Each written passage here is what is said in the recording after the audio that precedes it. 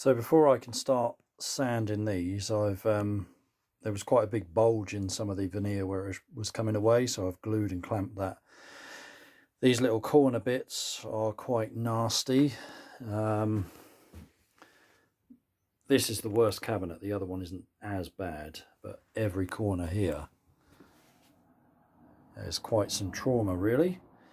So I've glued them, so I'll let that go off and then I can sand it back and yeah, see what we can make of this one really, because it's a little bit on the beaten up side. The other one isn't too bad.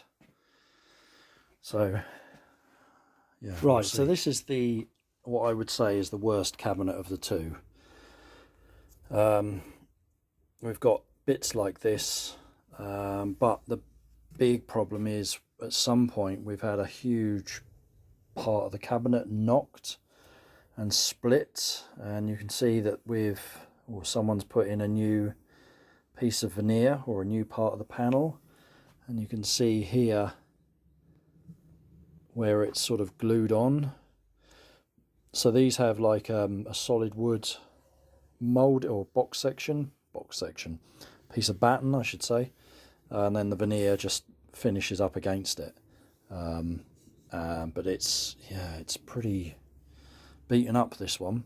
It's come up okay, so that's going to be the bottom. Let me just turn it round. Yeah, so it's come up okay. That's the top.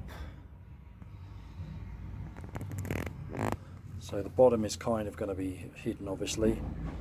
We've got a knock there, which I've had to glue, but I might try and work on that a little bit more.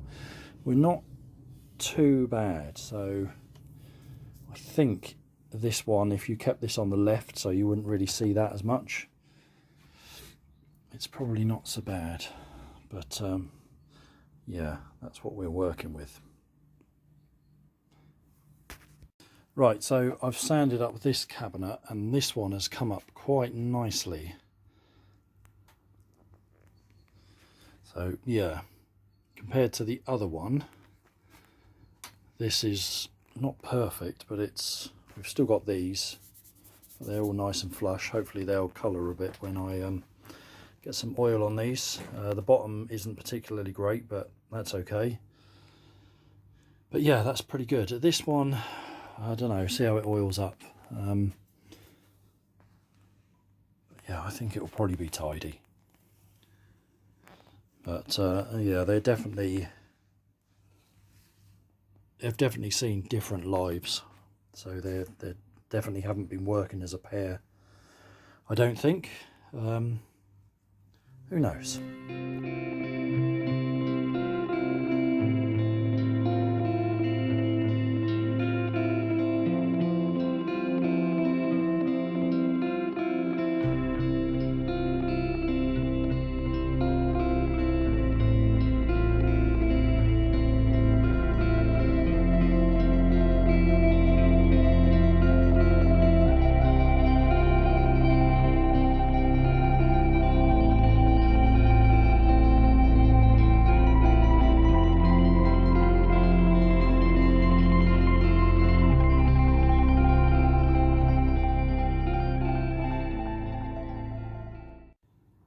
I kind of suspected this when I was sanding the back with the amount of paint we had round the insides, and also when I was sanding back the baffles there was loads of paint round here, and having gotten a coat of oil on there, just one, this is paint in the grain and it's sort of showing up now.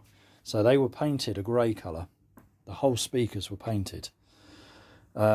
And I've seen a bit of evidence on that all around them, and again where we were painted here. But so that means at some point they've been sanded once to get that paint off, at least once, probably more than that, which is why the veneer is very, very thin, and has been sanded through in some places.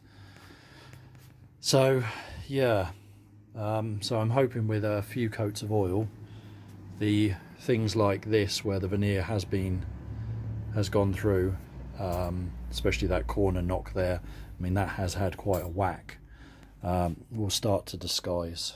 So yeah, obviously we're not in this for re-veneering and stuff like that. We are tidying them up, but I think they'll look pretty respectable when they're done. Right, so the front baffles are in. This one's looking pretty tip-top. This one's not looking bad. We've got that nasty corner there. It's beginning to disappear a little bit. So yeah, I think they've come up pretty well. So obviously I've got the covers to do. I've put Velcro back on where it was originally.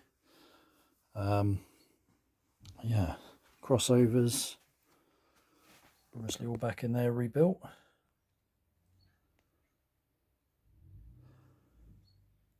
So yeah,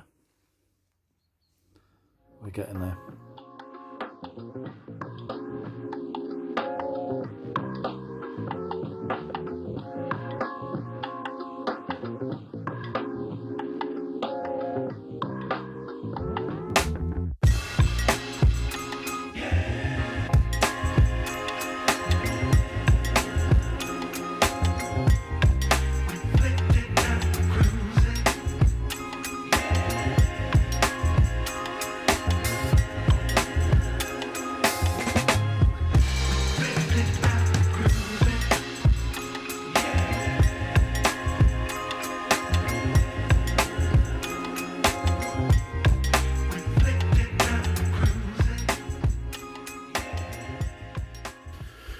Right, so as you've seen, the BC1As are back together. I've still got the covers to do, and I've decided I'm probably not going to do the amplifiers. I don't really have the equipment anymore to diagnose any problems with them if they do have a problem, and that's more electronics engineers sort of realm than mine, really. So at the moment I've built ply panels to blank those off, which have a similar sort of sound deadening on the back of them that I found works well. So they're really a BC1 at the moment. Those panels can be taken out and the amplifier boards fitted back in. I've just done crude measurements. At some point when I've done the covers and they're completely done, I'll do a part 4. I'll put all my room treatment back up and then do a proper set of measurements. But really and truly, they've turned out rather well. So what I'm going to do now is put in the measurements of both speakers on axis. And considering they've got different woofers, they are pretty damn close. Here you go.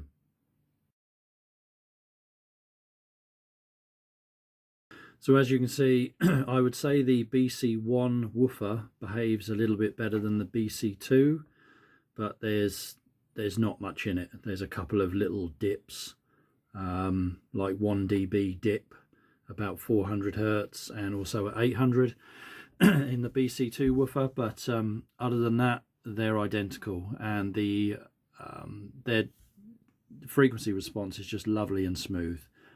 Exactly what I've seen in the past with a BC1, and the new caps have worked out rather well. So next I'll show you the horizontal measurements.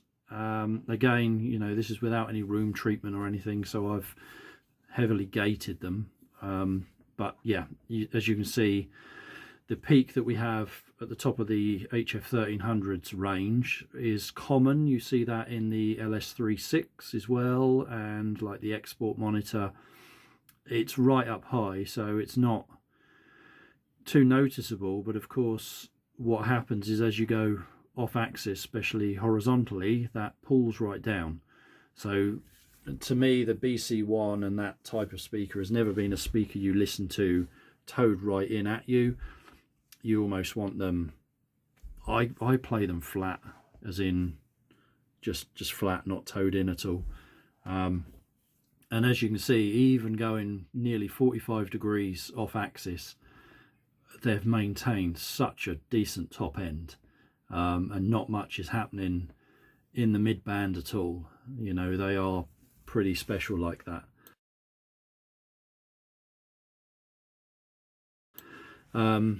This is the phase relationship between the drivers. As you can see,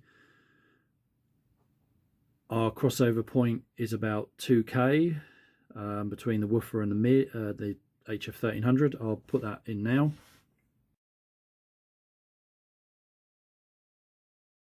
And you would have seen around 12K as well. We are handing off to the Cole Super Tweeter. So these do roll off the HF1300 a bit at the top, which things like the Rogers LS36 don't. So the BC1 does make better use of the HF1300. And our port is beginning to have an effect, I think, around 200 Hertz, although it really kicks in about 50. And then the last measurement I'll put in now is the vertical measurements. So I went 10 degrees above the HF1300, which is my tweeter axis really, and 10 degrees below. And as you can see, they stay lovely. There's just not much change. They are a really consistent speaker, so integrating them into a room becomes quite easy. To me, I've always found listening to these more between tweeter and woofer axis is sort of best.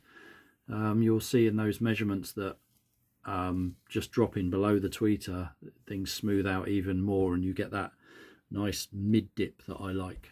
But yeah, so really and truly, I'm really happy with them. I'll do proper measurements when I'm done. But yeah, we're pretty much there. Anyway, catch you on the next one.